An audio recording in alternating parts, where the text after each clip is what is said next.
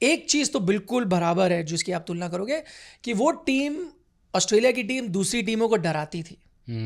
तो जिस अंदाज में ये भारतीय टीम खेली है, सिर्फ बांग्लादेश नहीं, बाकी टीमें भी देख के डरेंगी। और आपने कहा कि देखिए अव्वल दर्जे की टीम नहीं है बांग्लादेश, बिल्कुल सहमत हूँ उससे, लेकिन मतलब मुझे 2 साल पुरानी बात याद आती है। T20 वर्ल्ड कप था, मैं एडिलेड में था और लगभग बाहर कर दिया था बांग्लादेश ने इंडिया को। T20 मैच था और लिटन दास जिस तरह बैटिंग हो, तो बारिश नहीं आती, वो ब्रेक नहीं होता, और उसके बाद KL राहुल का एक फ्रीक रनआउट वो ना करते, वो मैच खत्म था। तो आप सेमीफाइनल भी नहीं पहुंचते, बांग्लादेश आपको बाहर करती। तो बांग्लादेश आपको फर्क क्या आया, क्योंकि बड़ी अच्छी तुलना है, क्योंकि वही एडिलेड का मैदान था जहां 2 मैचेस में, एक जो बांग्लादेश वाला मैच आया जहां मुझे लगा इंडिया थोड़ा डर डर के खेली, वो आपको रनआउट ने मैच जिताया, वही एडिलेड का मैदान था जहां सेमीफाइनल में भी आप डर डर के खेले।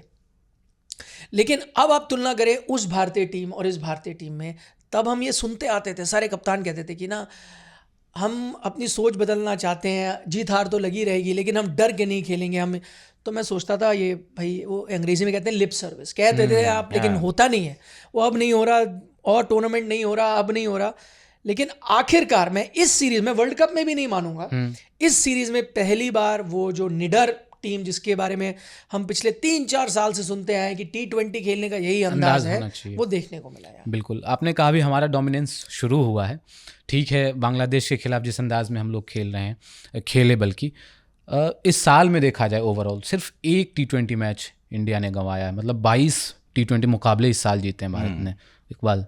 हाँ, नहीं बिल्कुल, देखिए डोमिनेंस तो है, बट मैं थोड़ा सा अभी भी बहुत ज़्यादा, मतलब कहते हैं ना, इमोशन में नहीं बहूँगा, क्योंकि ये शुरुआत है, नया कोच, नया सोच, ऑल आउट अप्रोच, है ना। This is too early. I think हमने श्रीलंका के अगेंस्ट भी T20 सीरीज़ खेली, वहाँ हम फंसे हुए नज़र आए थे। लास्ट T20 हम हारते हारते जीत गए। सो श्रीलंका में हमारा कुछ वैसा, हालांकि वहाँ की पिचेज अलग थी, टीम भी इनफैक्ट अलग थी, टीम भी थोड़ी अलग थी, है ना। तो ये सीरीज़ हमने बहुत अच्छा खेला, बट मैं थोड़ा इन बातों में मुझे खुशी आएगी कि हाँ, अप्रोच बदल रहा है। जब मैं देखूंगा कि साउथ अफ्रीका में 4 T20s जो हम वहाँ खेल रहे हैं नवंबर में, उन 4 T20s में अगर हमारा अप्रोच यही रहता है, I will be very very happy. क्योंकि जाहिर सी बात है, T20 क्रिकेट है यार, हम ज़माने से खेल रहे हैं, लोग हमारे सामने आकर के हमको कूट दिया करते थे, अब हमारा मौका है, हमारी टीम वैसी बन गई, लोग ट्रांजिशन में अपना स्ट्रगल करते हैं, लेकिन हमारा देखिए कितना स्मूथ ट्रांजिशन है। T20 साइड लगती नहीं कि मतलब कि कोई नए प्लेयर्स आए हैं, सब ऐसा लग रहा है कुछ ना कुछ तजुर्बा लेकर आए हैं। तो इतना बढ़िया स्मूथ ट्रांजिशन है, इसका असर जो है, मुझे लगता है कि साउथ अफ्रीका सीरीज में अगर दिखा कि वहां यही अप्रोच, ऑल आउट अटैक, तो फिर मुझे लगेगा कि हाँ, वो जो ऑस्ट्रेलिया से हमारा कंपैरिजन है, तो मैं मानूंगा कि यस, हम लोग उस रास्ते पे चल रहे हैं। इसमें ना 2 चीज़ें, अगर आप मुझे निजी तौर पे पूछें कि क्या वो अप्रोच रहेगी, क्योंकि जैसे इकबाल ने भी कहा कि इंतज़ार करना होगा, वो सही बात है।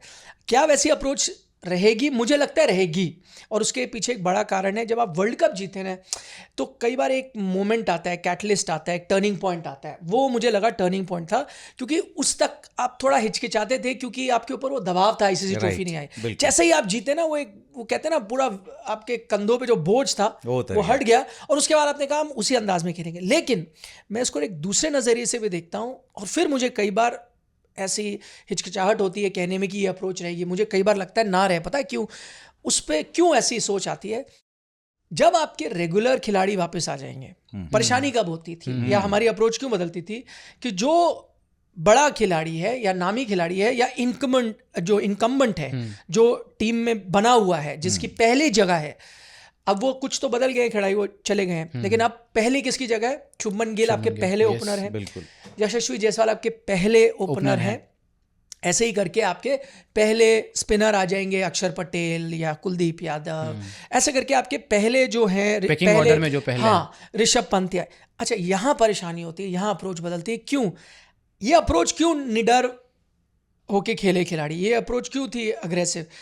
क्योंकि जो आया था, इनमें से ज़्यादातर खिलाड़ियों को यहाँ पे दिखाना था कि मैं उस अंदाज में खेल सकता हूँ, मैं एक ऐसी पारी खेल सकता हूँ, हो सकता है मैं फेल भी हूँ, क्योंकि फेल होने में आपका कोई नुकसान नहीं है, मैं सक्सेस करूंगा। बिल्कुल बिल्कुल। हाँ। निखिल भाई, एक सवाल इसी से उठता है कि गौतम गंभीर को हम सभी जानते हैं कि किस तरह का माइंडसेट उनका है, वो बहुत एग्रेसिव सोच वाले खिलाड़ी रहे हैं, और अब सपोर्ट स्टाफ में भी कोचिंग करते हुए भी उनका वो चीज़ दिख रहा है।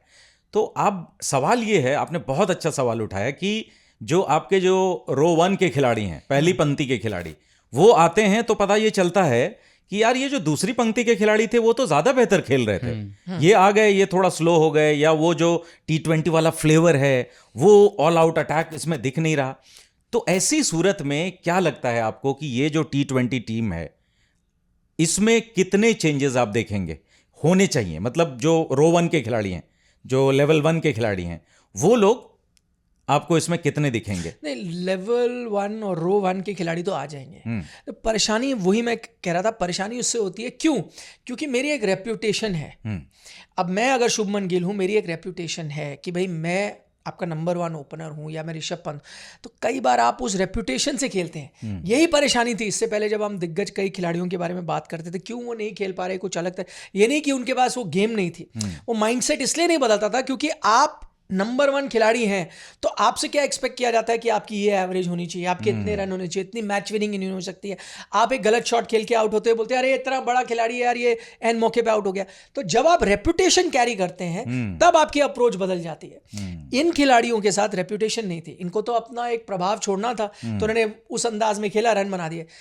परेशानी वही होता है ना, रेस में जब आप पीछे होते हो कई बार वो बेहतर होता है क्योंकि आपको पता है मैं उसको चेस कर रहा हूँ, मैं पकड़ूंगा, मुझे जाना। जब आप लीड करते हो, लीड करना कई बार मुश्किल होता है क्योंकि आपको लीड मेंटेन करने की। तो यही खिलाड़ी अब जब आपके पुराने जो रो 1 के खिलाड़ी आएंगे तो क्या सेम अप्रोच रहेगी, वो देखना दिलचस्प होगा। मुझे लगता है शायद वो फिर अपनी रेप्यूटेशन पे खेलने लगे। अच्छा, फिर क्या होता है, फिर रेप्यूटेशन में आप करते भी हो चेंज, तो आप होलसेल चेंज करते नहीं हो। आप पाकिस्तान तो हो नहीं कि आप 4 प्लेयर एक साथ ड्रॉप कर दोगे।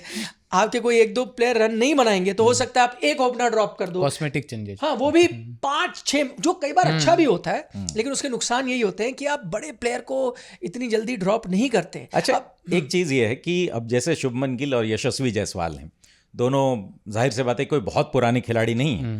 हमने रोहित शर्मा को देखा, उससे पहले धवन को देख रहे थे। तो ऐसी सूरत में अब ये दोनों ऑलरेडी नए हैं, इसके बाद कोई और नया उनका रिप्लेसमेंट आकर के दिखा रहा है कि यार ये तो उनसे भी एक कदम आगे लग रहा है। तो ऐसी सूरत में कितनी बड़ी समस्या आएगी सिलेक्टर्स के लिए? क्योंकि ठीक है, यशस्वी तो इट्स ओके कि आप उनको ला सकते हैं, 11 में डाल सकते हैं, बट सवाल शुभमन को लेकर के उठता है, वो भी T20 फॉर्मेट में। नहीं, वो एक फायदा शुभमन को ये भी मिलता है कि हाँ, वो पहले T20 से बाहर थे, अगर आपको याद हो, वर्ल्ड कप का हिस्सा नहीं थे।